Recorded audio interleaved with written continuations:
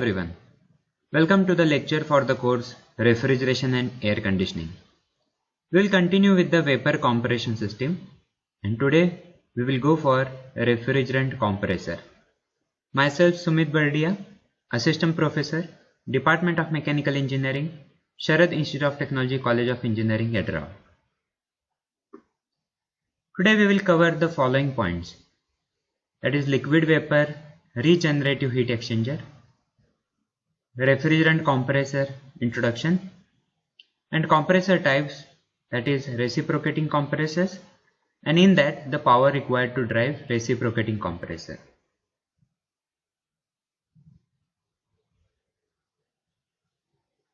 First slide shows about liquid vapor heat exchanger. We have studied the superheating as well as subcooling. If we combine superheating of vapor with liquid subcooling, we have a liquid vapor heat exchanger, that is regenerative. A liquid vapor heat exchanger may be installed as shown in this figure. In this, the refrigerant vapor from the evaporator is superheated in the regenerator heat exchanger.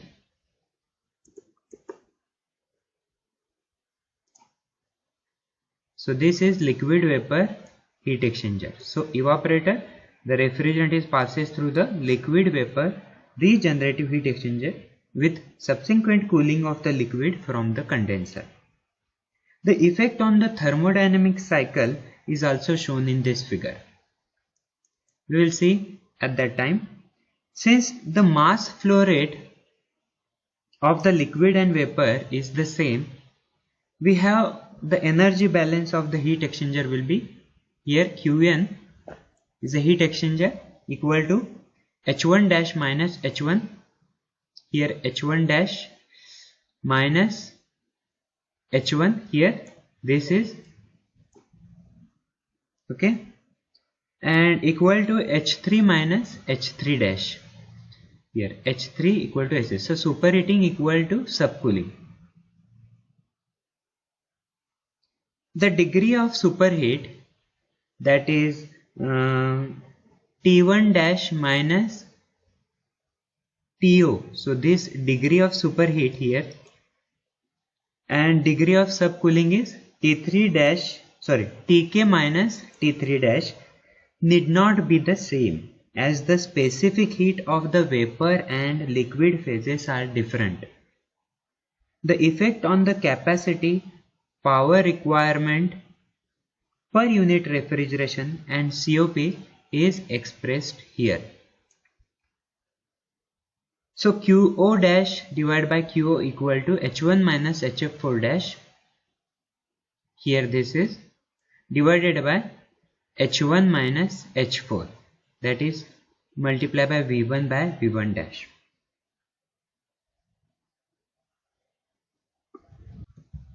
Also W star dash equal to W star dash divided by W star equal to H1 minus H4.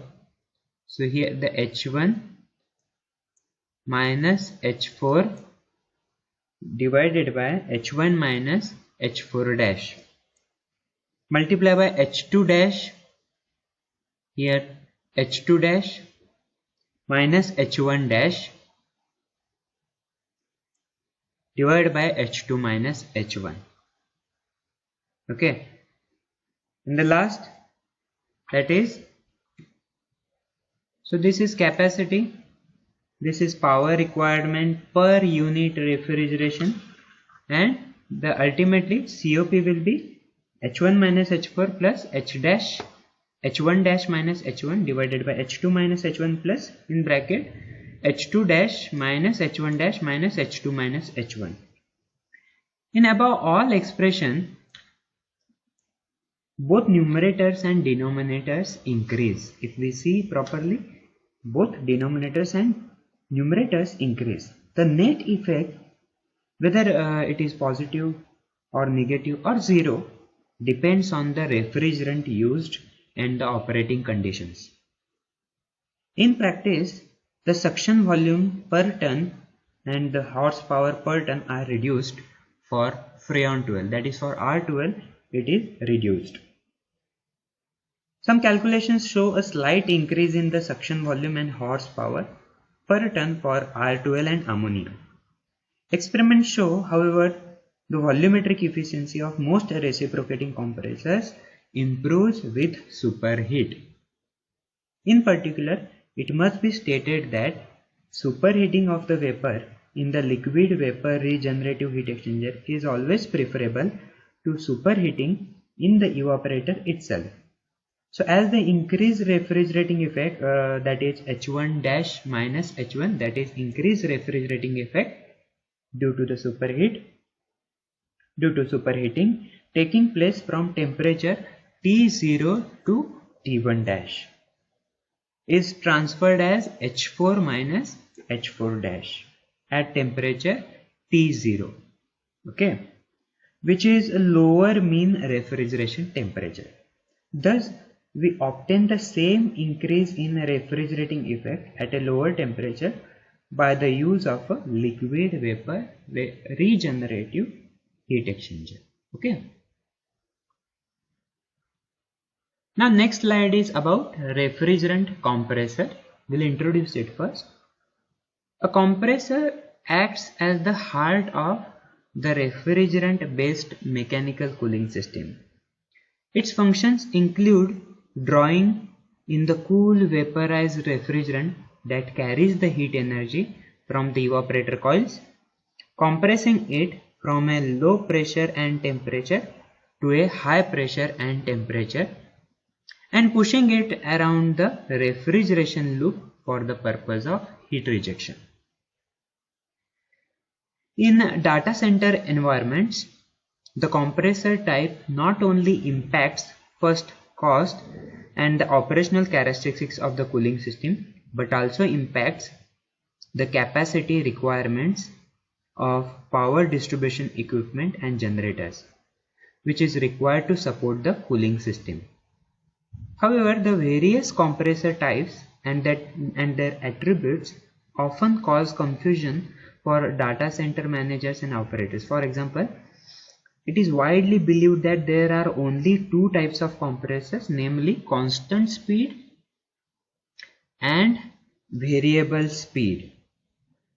These two commonly used terms do not correctly describe many of the compressors available and cannot explain characteristics of each of the compressor types. Now, the compressors are sometimes described by the following characteristics. Which are those? First one is drive speed, that may be constant speed or variable speed. Number of stages, single stage, multi-stage, two-stage, whatever. Drive types, it may be motor drive, engine drive, belt drive or chain drive.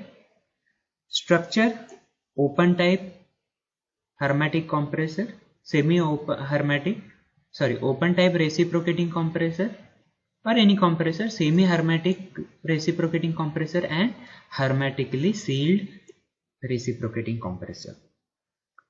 Cooling method and medium, whether it is air cooled or water cooled or oil cooled.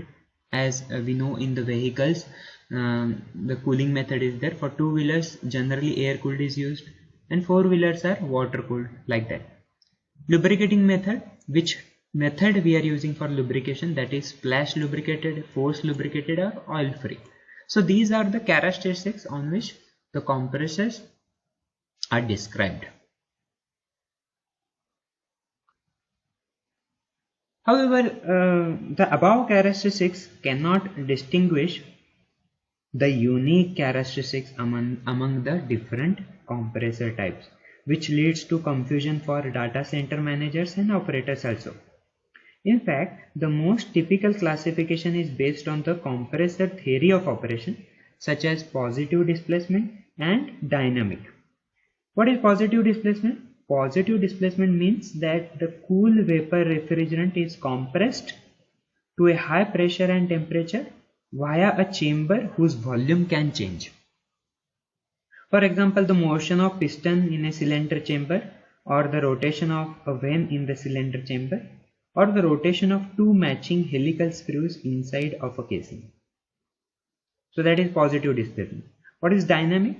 Dynamic means that the cool vapor refrigerant is compressed to a high pressure and the temperature by adding kinetic energy or a rotating component, for example a spinning impeller or rotating blade. Okay, so that is positive versus dynamic displacement. Next is the classification of compressor. Here the figure shows the typical classification of compressor types based on their theory of operation. Not all types, but most of the common types are listed here. There are 5 compressor types which are commonly installed in the cooling systems. That is green here. Green shows the common 5 compressor types. The following subsection defines each compressor type and lists the benefit, limitations and application of each compressor type in the further slides. A reciprocating compressor is also called a piston compressor. Here piston is there. So it is also called as piston compressor, which adopts the back and forth motion in the cylinder synchronized with suction and discharge valve to compress the vaporized refrigerant from a low pressure and temperature to a high pressure and temperature. The motion of the piston is achieved via a crankshaft which converts motor rotations to piston reciprocation. Okay, so rotary motion is converted to the reciprocating motion. So each operation cycle includes 3 actions: suction, compression and discharge. Each crankshaft rotation can achieve these 3 actions in sequence. As a result, the gas displacement is discontinuous, which causes vibration. The total theoretical gas displacement depends on the size of each cylinder, cylinder quantity and the rotating speed of the crankshaft. However, the actual gas displacement is also determined by the volume efficiency, which depends on clearance volume, resistance of suction and discharge valve, leakage between the piston and cylinder. So that depends on these parameters. Depending on the location of the working fluid, the reciprocating compressor can be subclassified as single acting or double acting. Single acting means that the refrigerant acts only on one side of the piston, while double acting means the working fluid acts on the 2 sides of the piston. The diaphragm compressor, here this is a diaphragm compressor, is normally used to compress hydrogen and natural gas. Okay, so this is a diaphragm compressor, okay, usually using hydrogen and natural gas as in for refrigerant compression. Now, due to complex shape of compression parts, when the piston reaches to top dead center at the end of compression stroke, there is still a small volume left which is filled with compressed vapor refrigerant. This leftover volume is called clearance volume. The clearance volume loses a portion of cylinder volume for suction, which reduces the compressor efficiency. The reciprocating single acting compressor can also be subclassified as structure,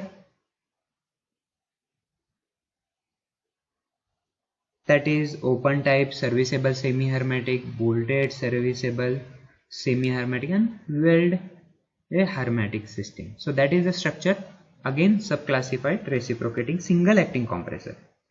The second category is cylinder arrangement and quantity, whether the cylinder it is a V cylinder or any other arrangement, or quantity, number of cylinders. And third one, operating temperature, whether the low operating temperature, medium and high operating temperature. So that is the sub classification of reciprocating single acting compressor. Open and serviceable semi-hermetic reciprocating compressors can be disassembled for service in the field, while welded hermetic is unserviceable. Semi-hermetic is serviceable, welded or hermetically sealed we are calling it, it is unserviceable. Hermetically sealed can be designed to a small cooling capacity. In our refrigerators, water cooler, air conditioner we are using hermetically sealed, generally half ton to 1.8 kilowatt. While the open type can be designed to a large cooling capacity, hundreds of tons or 350 kilowatt. In ice plant, cold storage, there we are going for open type of compressors. The capacity of reciprocating compressor can be adjusted through quantity of working cylinders, cylinder unloading, and inverter drive. In order to increase the operating boundary of the cooling system, two-state compression or a cascade system can be used. The compressor performance like capacity and efficiency are also determined by the refrigerant type and the refrigerants with lower GWP. GWP means global warming potential values, and also lower ozone depletion potential, that is ODP values, are recommended for environmental benefits. So we will see the various benefits of the reciprocating compressor, limitations and applications in this slide. So here it is written benefits, broad application. We are using everywhere in the low cooling capacity to high cooling capacity. So that is the benefit. This type capable of compressing wide range of gases such as refrigerant, hydrogen and natural gas. Broad capacity range. Hermetically sealed or welded hermetic compressor can be designed to a very small capacity for the residential freezer, for example the refrigerator, water cooler, air conditioner. Open and serviceable, that is semi-hermetic, which is bolted at the bottom, so we can service it by removing the bolts, and can be designed to 100 tons of cooling capacity for residential and commercial air conditioning application, 350 kilowatt up to. Now what are the limitations in the reciprocating compressors? Low energy efficiency. This compressor type suffers from higher losses as a result of clearance volume, we have already discussed. Resistance to the suction and discharge and gas leakage, so that will leads towards low energy efficiency. Sensitive to liquid slugging inherent with the design. So again it is sensitive to liquid slugging. It should not block inside the compressor. Compared with other compressor types discussed, further we are discussing it. It normally has larger dimension and greater weight per unit capacity. So higher weight is there for reciprocating compressor. So that is again one disadvantage of it. Difficult to maintain due to complex structure. Vibration due to discontinuous gas displacement. So these are the limitations of reciprocating compressor. Where we are using this reciprocating compressor applications, based on the characteristics, it can be used in the household refrigerator and freezer with hermetically sealed type. It is also called as welded hermetically sealed type. Second, residential and commercial air conditioning and refrigeration application. In that, for suppose cold storage and ice plant, we need to go for open type of compressor. For residential or small cooling capacity, we are going for semi-hermetic and welded hermetic type. In residential application, hermetically sealed or welded hermetic type is widely used. Semi-hermetic is rarely used in the applications. Now in the next slide, we need to calculate the power required to drive the compressor. Here the compression process is shown in PV and TS diagram. So here first one is 1 to 2 dash is isothermal process, 1 to 2 is adiabatic process, and 1 to 2 double dash is polytropic process. Okay. Similarly here the TS diagram shows 1 to 2 dash, 1 to 2 and 1 to 2 double dash with respect to its pressure P1 and P2. Now what is the sequence of operations here? 4 to 1. Now this is the 4 to 1. It is volume of refrigerant V1 is aspirated into the compressor, or suction is taking place at pressure P1 and T1. Normally pressure and temperature are atmospheric pressure and temperature. 1 to 2 is refrigerant compressed according to the law, that may be isothermal, adiabatic or polytropic, where volume decreases from V1 to V2 and temperature increases from T1 to T2. Operation 2 to 3. 2 to 3 is compressed refrigerant to volume V2 and pressure P2 with temperature T2 delivered from the compressor. Now the isothermal efficiency will be isothermal work done divided by actual work done. Thus the higher the isothermal efficiency, the more nearly has the actual compression to the approach to the towards ideal isothermal compression. Now work done per cycle W, that is area 41234. 41234. So that will be the work done per cycle. So area under 41. Here this is area under 41. Area under 12. Area under 12. So that is again considered. And area under 23. So these three area we consider for the total work done, or shaft, total shaft work done. So 4-1 will be P1 V1, because what is that, suction is there. Okay, so work here P1 V1, pressure P1 and V1. So that will be the area under 4-1. Area under 1-2, that will be P2 V2 minus P1 V1 upon N minus 1. Last 1 2 3, that is minus P2 V2. Okay, now for calculating, after calculation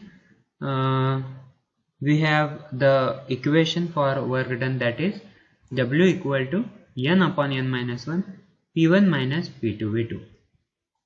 Okay, so this equation can be modified as N upon N minus 1 P1 V1.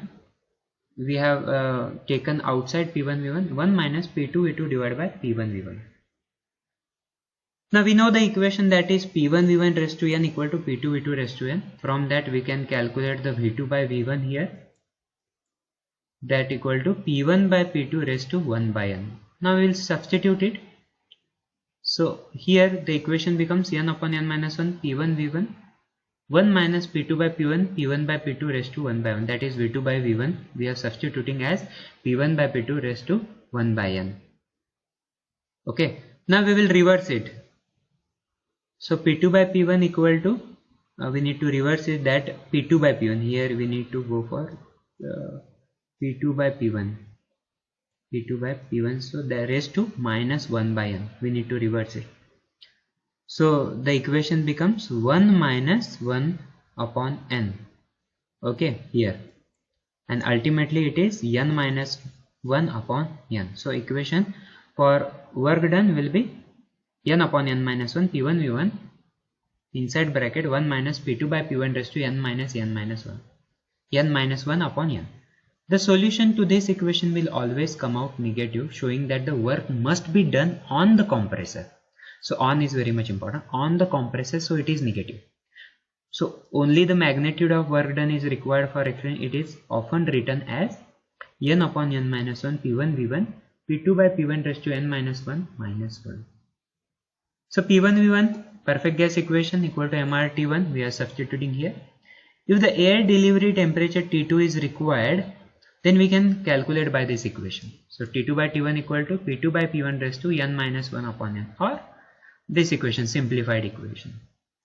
Now ultimately what will be the power required to drive a single stage reciprocating compressor? P equal to W, that is in terms of Newton meter, or Joule multiplied by number of working strokes per minute and Ws divided by 60.